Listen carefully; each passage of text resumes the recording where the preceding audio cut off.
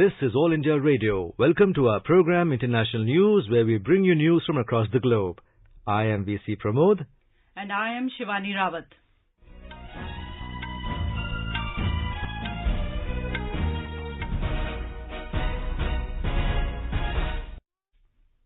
First, the headlines. Italy, Iran, France record their highest single-day tolls from coronavirus as the world grapples with the disease. Prime Minister Narendra Modi calls upon SAARC countries to work together to meet the challenge of coronavirus. South Korea reports drop of new coronavirus cases to double digits for the first time in over 3 weeks. US Federal Reserve slashes key interest rate to almost zero in wake of economic impact of COVID-19. And Taiwan's Hai Hui-hin clinches her third women's singles title of the All England Championships.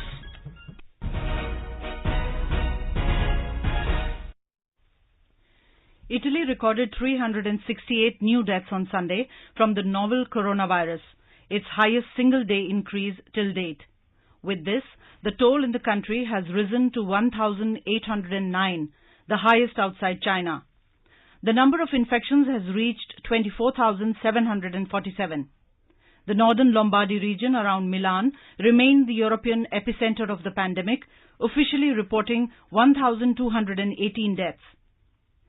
Iran announced on Sunday that the coronavirus has killed 113 more people, the highest single-day death toll yet in one of the world's worst affected countries. Health Ministry spokesperson Kianush Jahanpour said in a televised conference that people should cancel all travel and stay at home so that the situation may improve in the coming days.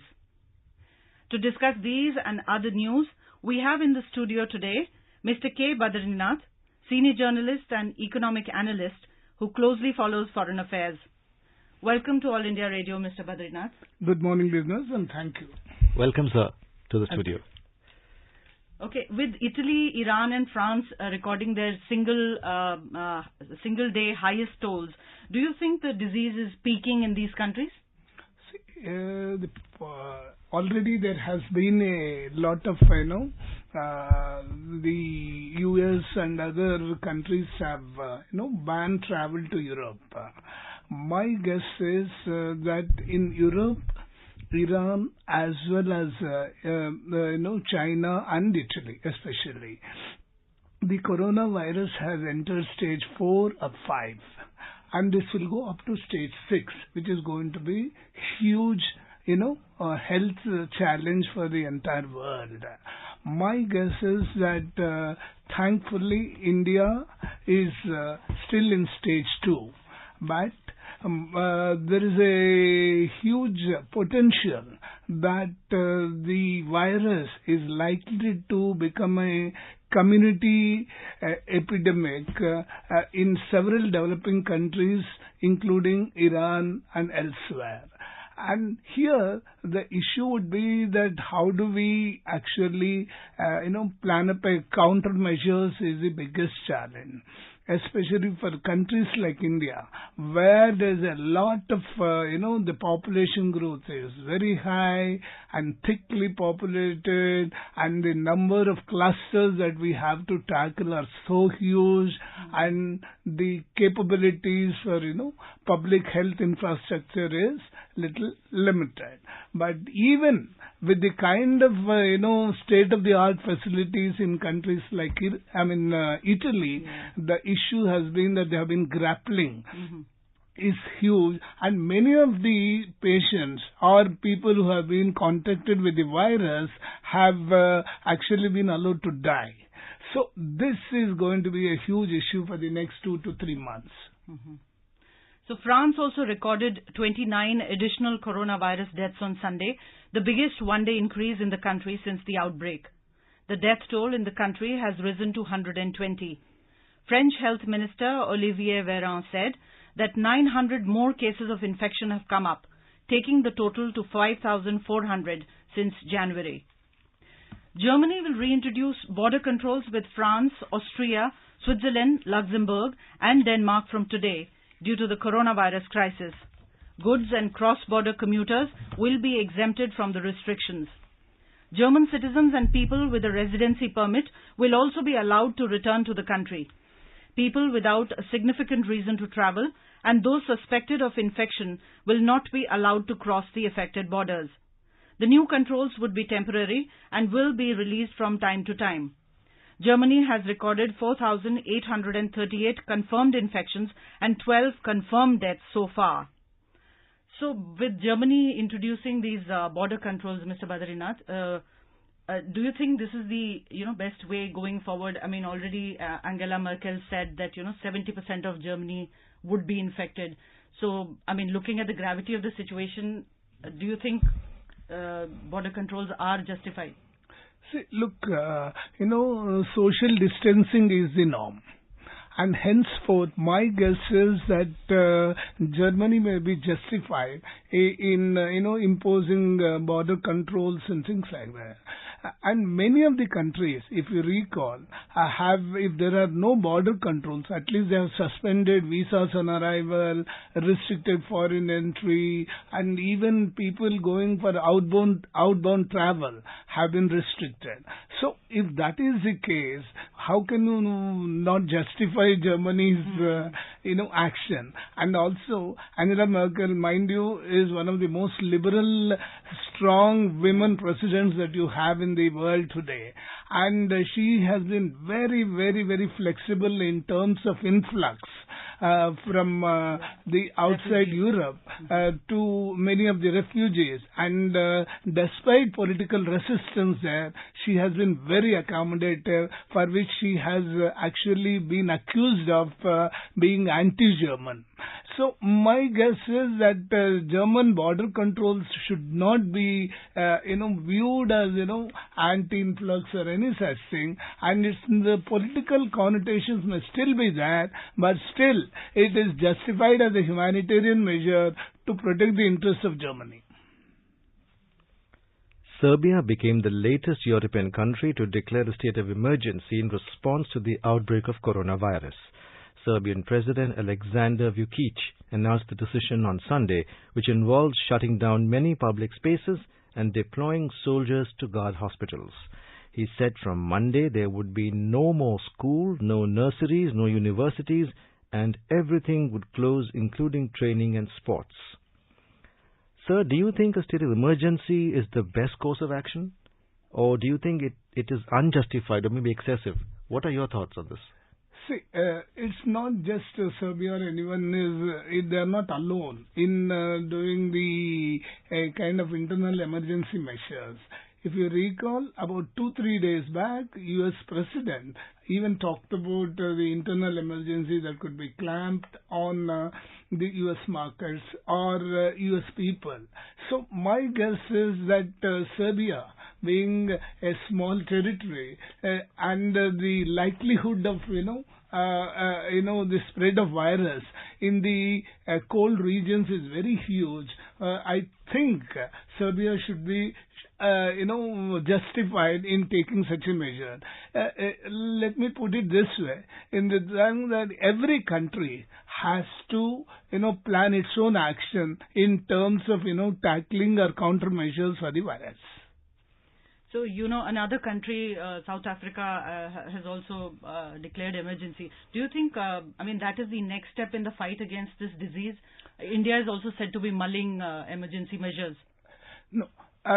In the case of India, we have not got as yet there. For the simple reason, as I told you earlier in the show, that, we are in stage 2. If there is a serious potential of becoming a community-centric epidemic, then perhaps more stringent measures need to be taken. But in the case of, South Africa, till now the African continent has been one continent where the impact of virus has been very limited. And it has moved to Egypt, and now South Africa thinks that there is every potential for the virus to hit its territory, and my guess is this one is a preventive measure.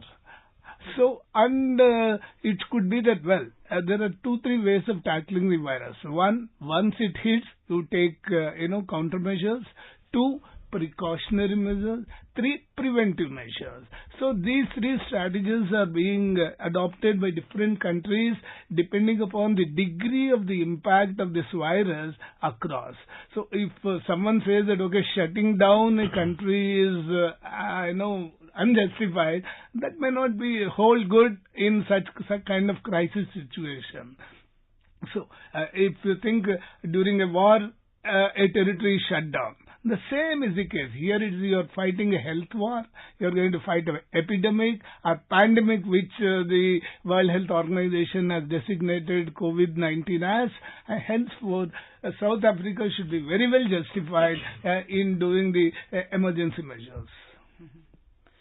Spain on Sunday reported around 2,000 new coronavirus cases and more than 100 deaths over the last 24 hours. The latest spike in Europe's second most affected country after Italy. The new figures raised Spain's number of COVID-19 infections to 7,753 and its death toll to 288 after the government imposed a near-total nationwide lockdown, banning people from leaving home except to go to work, get medical care or buy food. Portugal will close its border with Spain for at least a month to curb the spread of coronavirus. Portuguese Prime Minister Antonio Costa announced the decision after speaking with his Spanish counterpart Pedro Sanchez via video conference.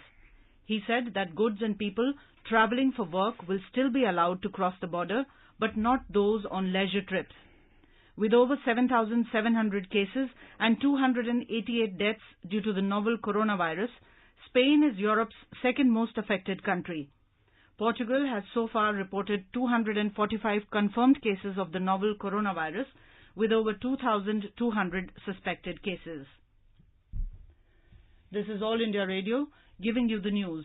For quick news updates, visit our News on AIR app and follow us on Twitter at AIR News Alerts. You can also visit our website www.newsonair.com and our YouTube channel News on AIR Official. You are listening to our program International News, where we bring you news from across the globe. Stay tuned to our YouTube channel for more updates from across the world. The European Union on Sunday imposed restrictions on exports of masks and other protective medical equipment as it seeks to protect its own supplies in the fight against the coronavirus epidemic. Announcing the measure in an online video, European Commission President Ursula von der Leyen also warned that EU countries imposing border checks were threatening supply chains and increasing the risks of shortages. The move came as Germany became the latest EU country to partially close its borders, halting crossings from France, Austria and Switzerland as of Monday in a bid to slow the spread of COVID-19. Earlier in the day, Internal Market Commissioner Thierry Breton said that following intense discussions with Berlin and Paris, they had agreed to allow exports, in particular to Italy, Europe's worst affected country.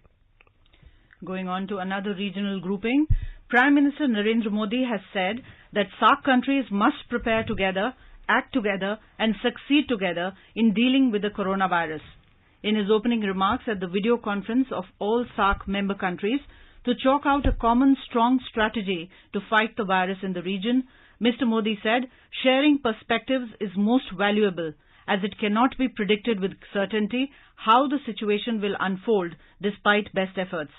He said so far the SAARC region has fewer than 150 cases, but there is a need to remain vigilant.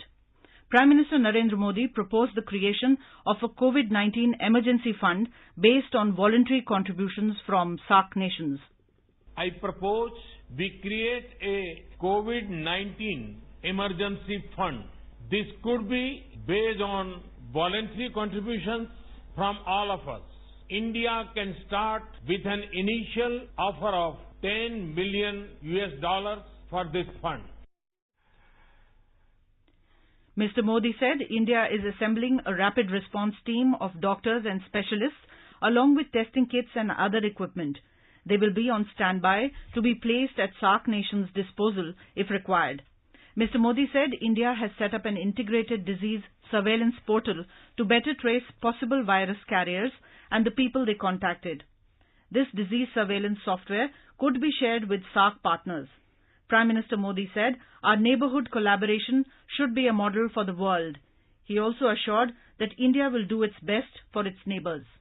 Prepare but do not panic has been our guiding mantra. We were careful to not underestimate the problem, but also to avoid knee-jerk reactions. We have tried to take proactive steps, including a graded response mechanism. Maldivian President Ibrahim Mohammed Soli welcomed Mr. Modi's suggestion of setting up a COVID emergency fund. He thanked India for providing general assistance to the island. First of all, I welcome Prime Minister Modi's proposal, especially preparation and longer-term economic recovery, and to form a COVID-19 emergency fund. As I mentioned in my opening remarks, we believe that a common approach should address the following challenges. First, to ensure rapid response and sharing of experience and expertise. We should create space for closer cooperation between the health emergency agencies to ensure that the countries in SAARC have unhindered exchanges of information about the virus and best practices. Sri Lankan President Gotabaya Rajapaksa thanked Prime Minister Modi for offering assistance like testing kits to regional countries.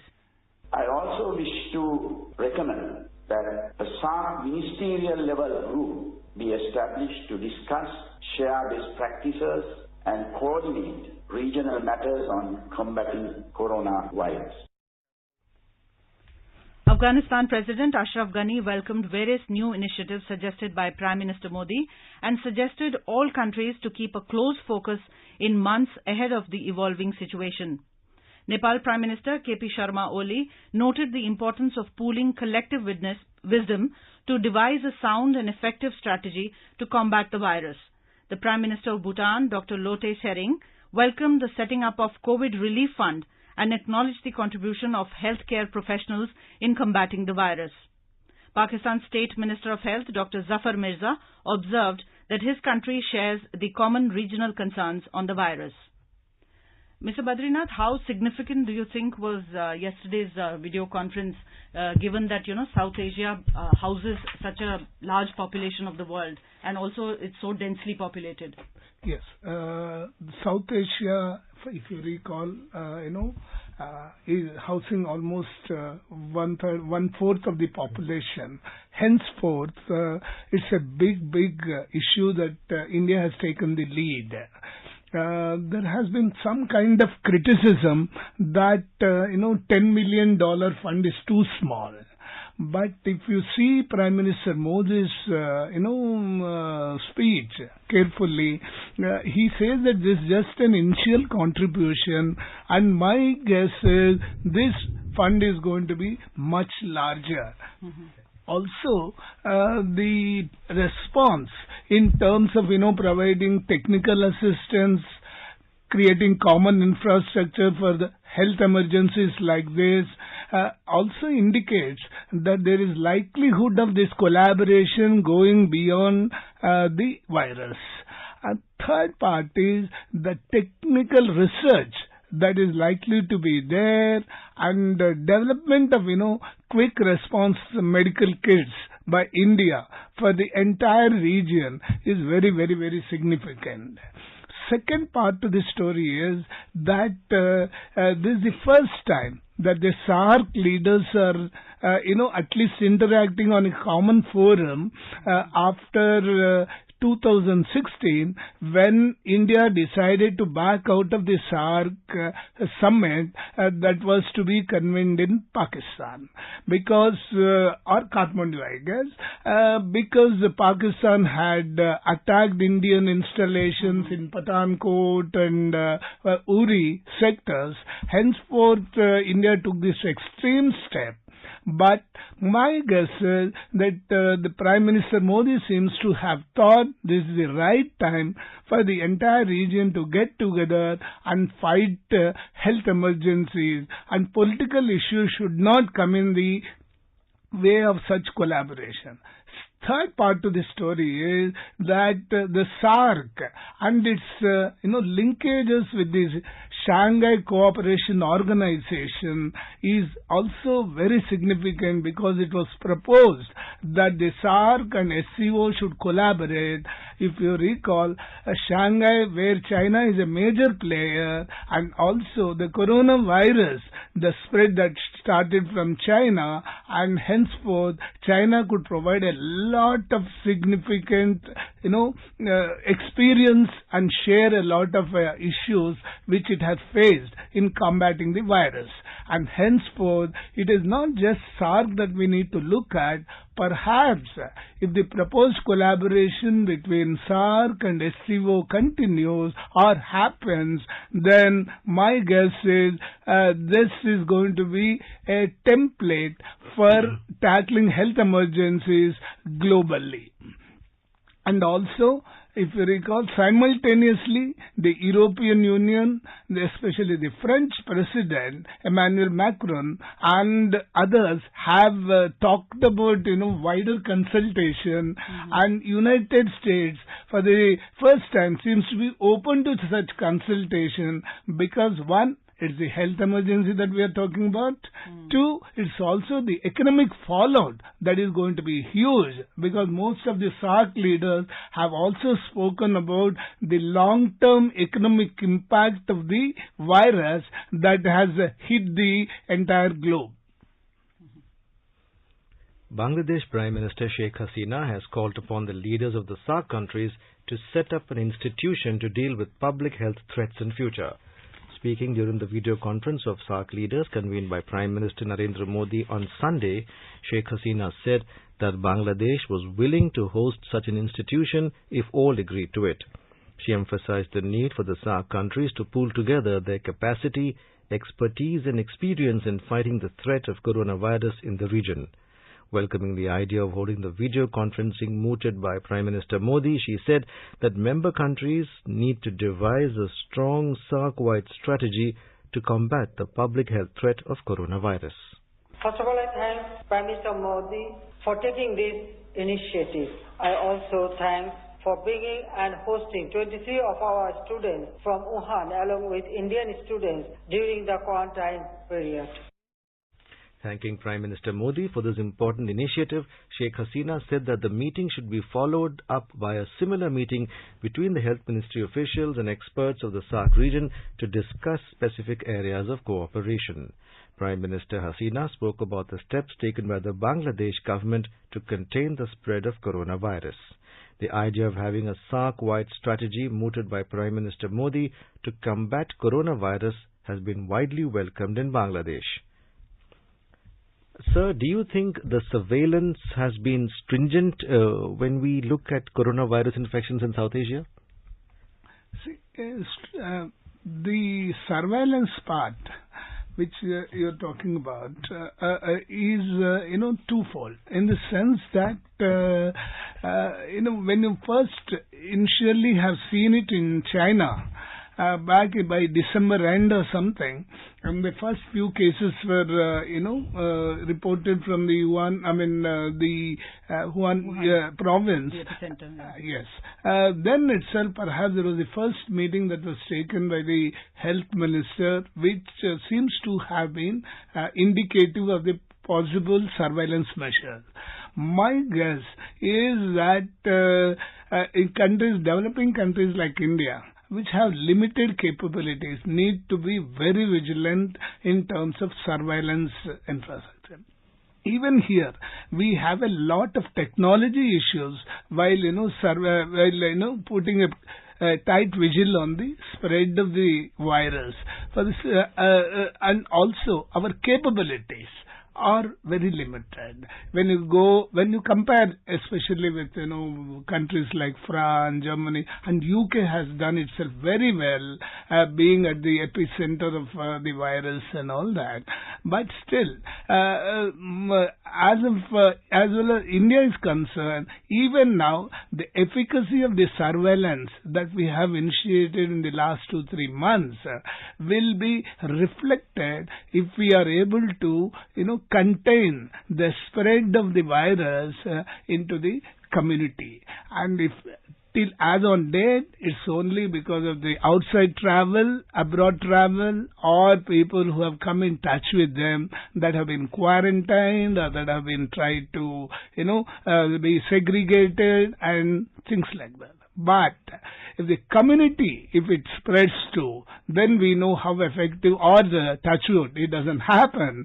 But the point is, our surveillance effectiveness will be known only when we know that it doesn't get into stage 3 and 4 on this land.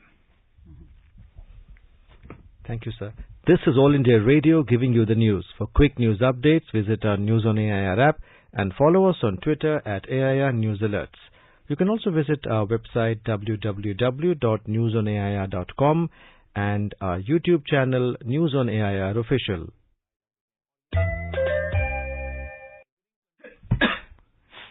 You are listening to our program International News, where we bring you news from across the globe. Stay tuned to our YouTube channel for more updates from across the world.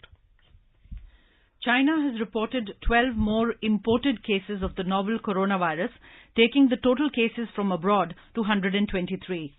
Beijing city government has ordered international arrivals to go into quarantine facilities for 14 days. Travelers had previously been allowed to undergo the mandatory isolation at home, but now only those with special circumstances will be exempted from the new rules, and those sent to the facilities must pay for their stay. Imported cases have outnumbered domestic infections for 3 straight days now. There were only 4 new local cases in the country, and all were in Wuhan, the city where the coronavirus was first detected in December, according to the National Health Commission. The death toll in China now stands at 3,213 after 14 more fatalities were reported on Monday. Most of the over 80,000 infected patients in China have recovered, and there are now fewer than 10,000 infected people, according to the National Health Commission. Mr. Badrinath, do you think China has gotten over the worst of it? See, well, there are 2 ways of looking at it. One, since it has been it has triggered. Basically, the entire virus got triggered from China.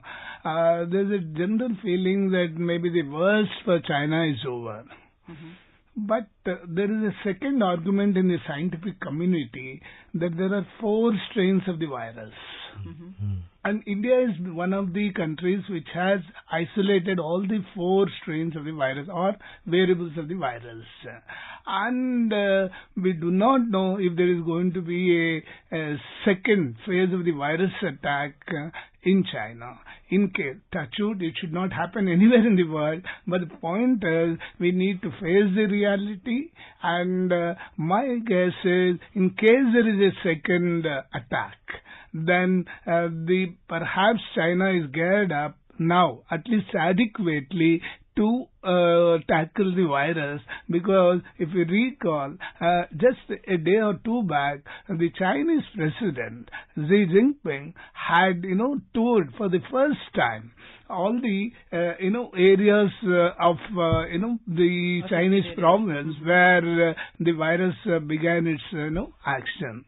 So it is indicative that the Chinese seems to think that the virus is under control, and the Chinese president doesn't normally move out like that. Mm-hmm. And henceforth, people do think that the virus is under control.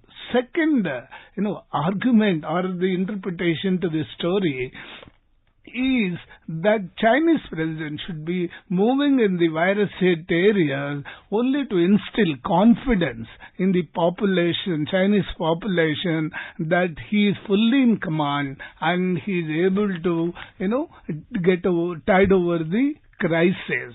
But one needs to see next few weeks will be very, very, crucial while, seeing whether there is a second, third or fourth strain of the virus which is likely to come in.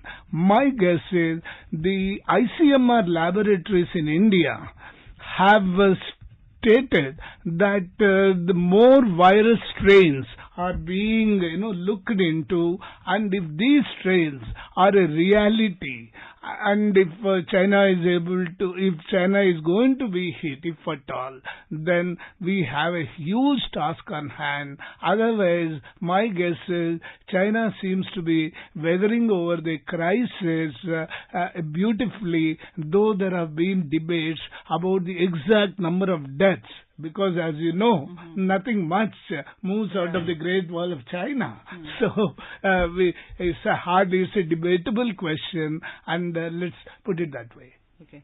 But looking at the number of infections domestically, I mean, as opposed to the imported cases, does that give any hope? Oh, the stories that have been, emanating from the Beijing, Shanghai or elsewhere, or the mainland China, is that the number of new deaths or number of new, virus contacted cases seems to be on the decline, or they are in single digits. So there seems to be a feeling that is sent across, at least the message is that yes, look, we are in command and we will be able to do it. But the point here is that, even now, we have to keep our fingers crossed and see how things will pan out in the next 2 weeks. South Korea reported 76 new coronavirus cases and 3 deaths on Sunday, a drop of new cases to double digits for the first time in over 3 weeks. This comes after President Moon Jae-in declared the hardest hit provinces special disaster zones. It is the first time South Korea has declared a region a disaster zone from an infectious disease. Under the status, the government can subsidize up to 50% of restoration expenses and exempt residents from taxes and utility payments. Korean Centers for Disease Control and Prevention (KCDC) Deputy Director Kwon Jung-hoong said in a briefing on Sunday that 41 of the new coronavirus cases were from Daegu, where a secretive church at the center of the outbreak is located. The church has been linked to over 61% of cases. As per KCDC, South Korea now has a total of 8,162 confirmed infections and 75 deaths. Sir, is this another case of hope? South Korea's efforts have come in for praise globally. So, you see, South Korea is a small country that way, if you see, population-wise and all that. But point is that every country has to have a differential strategy in dealing with the situation. Well, you have talked about a secret church, which has been the epicenter of, the virus. So we do not know how many such secret areas are there. It's not just South Korea, elsewhere as well. And you have seen a couple of instances in different countries where the quarantined people have, left the quarantine facility without even reporting. Henceforth, there is, the discipline with which the population is going to comply with the initiatives of the respective governments is going to be very crucial while dealing with the virus. US-based carrier American Airlines has announced drastic reductions in flights after President Donald Trump's administration banned foreign travelers from Europe. The airline said it would reduce all international capacity by 75%. The suspension will continue till the 6th of May. Another airline, Delta, said it would significantly reduce its US to Europe flights from today. Southwest Airlines also said it would make service reductions based on demand. 12 more cases of COVID-19 have been confirmed in the UAE, bringing the total number of infected persons in the country to 98, according to the UAE Ministry of Health and Prevention. Earlier, the UAE had announced temporary suspension of the issuance of all entry visas except for holders of diplomatic passports. This will be effective from Tuesday. Abu Dhabi's main tourist attractions and cultural sites have also been temporarily closed as a precautionary measure to limit the spread of COVID-19 in the country. Sheikh Abdullah bin Zayed Al Nahyan, UAE Minister of Foreign Affairs and International Cooperation, discussed the latest regional and global developments following the coronavirus outbreak with Iran's Foreign Minister Mohammad Javad Zarif on Sunday. The Emirates news agency has reported that Sheikh Abdullah bin Zayed offered during a telephone call with Zarif his condolences to the Iranian people for the victims of the global pandemic, affirming the UAE's support to the Iranian people as they come through this crisis. Sheikh Abdullah stressed the importance of collective work and efforts to survive such global challenges. Despite being neighbors, UAE and Iran have had strained relationship in the past. Iran has been one of the worst affected due to COVID-19 in the Middle East region. Mr. Badrinath, do you think that this is also of significance, the UAE and Iran actually talking to each other? Yes, it's very much significant in the sense that UAE and Iran have been not on talking terms, especially after the attacks that have happened across. And my guess is, if you recall, a large refinery was attacked from across the border, and UAE has not taken very kindly to such kind of a situation. But if the two can talk at least on global health issues like the virus, it is very, very significant, and my guess is the humanitarian nature of these talks need to be emphasized upon. But if the collaboration between UAE and Iran happen with regards to the health issues, perhaps this could lay a basis for further negotiation in normalizing the relations between UAE and Iran. But that is a long haul. Yeah. You cannot, read too much a deep meaning into the talks between the two leaders there. But yes, that means the door is open between the two. And at least with regards to Iran, which is grappling with the situation very badly, UAE can perhaps offer a hand to tackle the issue. At the same time, it could be a limited door that is open to you, and perhaps what will hold out for the future all depends upon how fast Iran returns to normalcy, and how United States is going to react to any collaboration between UAE and Iran, and then the rebels in Iran, how they are going to be there, and then what is going to be the monarchy's attitude or its policy dispensation with regards to Iran will all depend, because most of the countries today are completely engaged only in tackling the virus, and perhaps all other issues will take a back seat, and there's a lot that can happen after the virus is contained.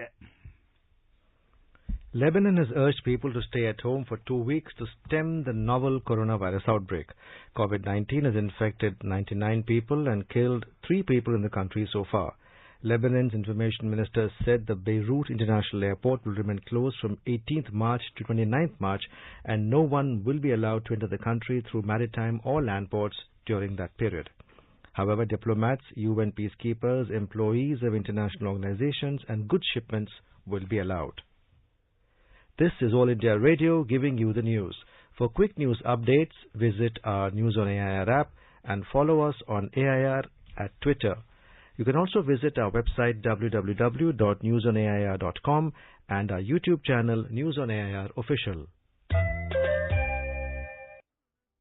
You are listening to our program International News, where we bring you news from across the globe. Stay tuned to our YouTube channel for more updates from across the world. The U.S. Federal Reserve slashed the key interest rate to virtually zero in response to the growing economic impact of the new coronavirus. The Fed made its second emergency rate cut in less than 2 weeks last night, cutting the benchmark borrowing rate to a range of 0 to 0.25%. The rate was previously at this level during the 2008 global financial crisis. The Fed pledged to keep the rates low until it is confident that the economy has weathered recent events. The central bank also announced massive asset purchases, opened its discount lending windows to banks, and urged them to use it to help businesses and households. It also removed bank reserve requirements to allow them to use cash backstops. President Donald Trump welcomed the steps taken, saying it was phenomenal news. The Fed joined forces with other major central banks to guarantee the global financial system has enough cash to continue to operate. The action was coordinated with the European Central Bank, Bank of England, Bank of Japan, Bank of Canada and the Swiss National Bank. Mr. Badrinath, what do you think of this latest rate cut? See, rate cuts are inevitable, in the sense that, in fact, most of the countries may go beyond a rate cut. They may go for stimulus packages, they may go for, other emergency economic measures. In the sense that what US Federal Reserve has done will have a limited impact for the simple reason that the Federal Reserve did not have enough fiscal space or monetary space to reduce the interest rates further, because it's almost a zero that you have talked about. But whereas in countries like India, we have a lot of monetary space. Your interest rates are almost 4 to 5%. The key rates. If the key rates are 4 to 5%, there's every possibility that the Reserve Bank of India, in its next monetary policy committee meeting, could even consider the reduction in the interest rate. Already, the Reserve Bank of India has opened a $2 billion swap window wherein tackle the issue of, the currency, volatility.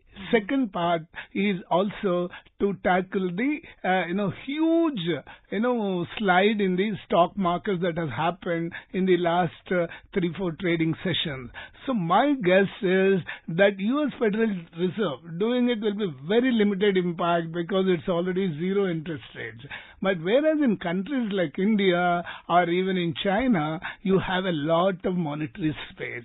They can reduce it by even half a percent. That is 50 basis points if you want to, counter. But even this will have very, very limited impact. You need to take a larger view in terms of the economy, because globally the economic, impact will be huge. If you see the last show that we did, there also we discussed about the economic impact.